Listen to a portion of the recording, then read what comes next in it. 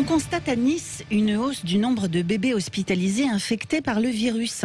Notre invité pour en parler, Philippe Bab, chef de service adjoint des urgences pédiatriques de l'hôpital Lenval à Nice. Bonjour Philippe Bab. Bonjour. Bonjour, merci d'avoir accepté notre invitation ce matin sur Sud Radio. Déjà, combien de bébés sont actuellement hospitalisés dans votre service pour Covid et dans quel état sont-ils ? Actuellement, nous avons 5 patients hospitalisés pour infection Covid, dont 2 tout petits. Avec une évolution que vous notez depuis plusieurs jours, depuis plusieurs semaines. Vous aviez déjà vu ça auparavant ? Non, c'est ce qui est effectivement remarquable, si je peux utiliser ce terme, à savoir que lors des premières vagues, nous n'avions pas été confrontés à des infections par la Covid chez les jeunes enfants, puisque même on avait tendance à dire que les enfants n'étaient pas touchés par la Covid. Ouais. Et là, lors de ces 4e vagues, depuis maintenant la recrudescence dans la région, on constate un afflux de patients aux urgences pédiatriques, ce qu'on n'avait pas connu lors de la première vague. Et surtout, c'est des tout petits qui sont touchés avec des parents qui eux-mêmes sont Covid+, et qui contaminent leurs petits. Comment vous expliquez ça ? C'est dû au variant Delta, notamment ? Probablement, c'est même certain. Ce qu'on constate, c'est que le taux de contagiosité est vraiment beaucoup plus important pour ce variant et qui touche de façon privilégiée, finalement, les populations beaucoup plus jeunes, donc des 30-40 ans, et donc évidemment des parents et qui ont des enfants et qui contaminent leurs petits. Sur le constat que vous faites sur ces contaminations de parents à enfants, on est sur des parents qui sont vaccinés, pas vaccinés ? Eh bien, malheureusement, ce qu'on constate, et c'est un peu le sens aussi de notre propos, c'est d'informer les parents sur 2 aspects. Un, qu'il faut absolument, lorsqu'on a un nouveau-né qui arrive dans une famille, prendre des précautions et des mesures barrières extrêmement rigoureuses et de ne pas mettre et exposer ce bébé à beaucoup de patients, non, beaucoup de personnes autour de lui, et puis, bien sûr, d'envisager de se vacciner. Alors Philippe Bab, jusqu'à présent, le gouvernement a beaucoup tâtonné au départ sur la question notamment de la vaccination des femmes enceintes, notamment en ce qui concerne le premier trimestre de grossesse. Au début, c'était déconseillé, maintenant on le conseille. Que voulez-vous dire à ces futures mamans qui, pour certaines, hésitent encore à se faire vacciner et qui potentiellement vous écoutent en ce moment sur Sud Radio ? Là, ce qu'on peut constater, c'est que effectivement, pour une future maman, se vacciner, c'est important.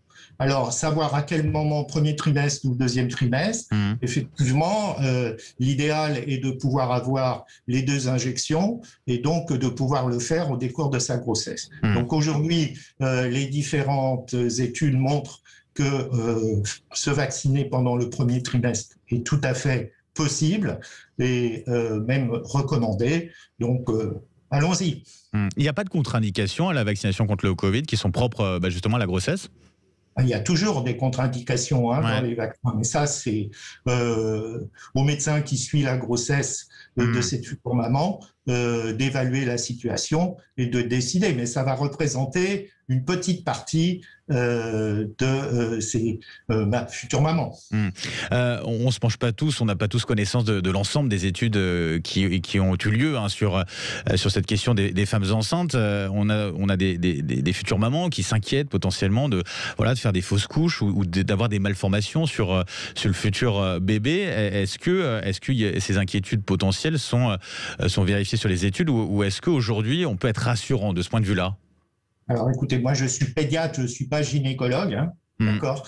Moi, ce qui m'importe, c'est qu'effectivement les mères au moment de l'accouchement soient protégées. Donc sur les études, je ne saurais pas vous donner des informations très précises, mais concernant par contre l'efficacité du vaccin sur la protection et la contagiosité, Oui. ça, on a des certitudes. Ça, vous avez des certitudes, ok. Voilà. Notre inquiétude avec la Société française de pédiatrie, c'est que effectivement, si on continue comme ça, on risque d'avoir de très nombreux enfants à la rentrée qui soient contaminés. C'est la question que j'allais vous poser, cette rentrée qui arrive dans 3 semaines avec ce débat. On a l'impression qu'on l'a un peu évacué rapidement sur la contagiosité des enfants.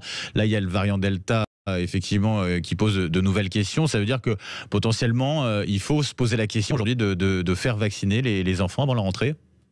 C'est la question, effectivement. Donc, vous savez qu'aujourd'hui, les plus de 12 ans, ça a été validé. Et effectivement, on va se poser la question. Il faut savoir que l'Académie américaine de pédiatrie se pose la question officiellement sur la possibilité de vacciner les moins de 12 ans.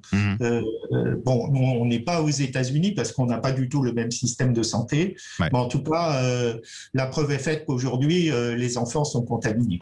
Philippe Bab, une dernière question avec vous et Marilyn. Oui, est-ce qu'une femme enceinte qui se fait vacciner, est-ce que ça protège le bébé à la naissance ou pas? Est-ce qu'il y a déjà des études qui ont été faites dessus? Alors, il y a des études qui sont en cours, oui. Tout à fait, mais surtout, ce qu'on souhaite, c'est que la mère elle-même ne se contamine pas en postnatal ou en prénatal, c'est-à-dire au moment de l'accouchement ou tout de suite après, avec le risque de contaminer le bébé lorsqu'il est dans ses premiers jours de vie. Oui. Donc c'est ça surtout le problème.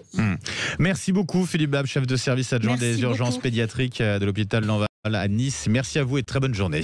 Alors Merci. Merci, bonne journée. On vient d'en parler, donc le virus est toujours dans nos vies, mais aussi les fortes chaleurs qui sont dans l'actualité du moment, avec ces températures qui montent partout en France. On en parle dans un instant avec le président du syndicat des médecins généralistes France dans le Var. À tout de suite sur Sud Radio, il est 8h16.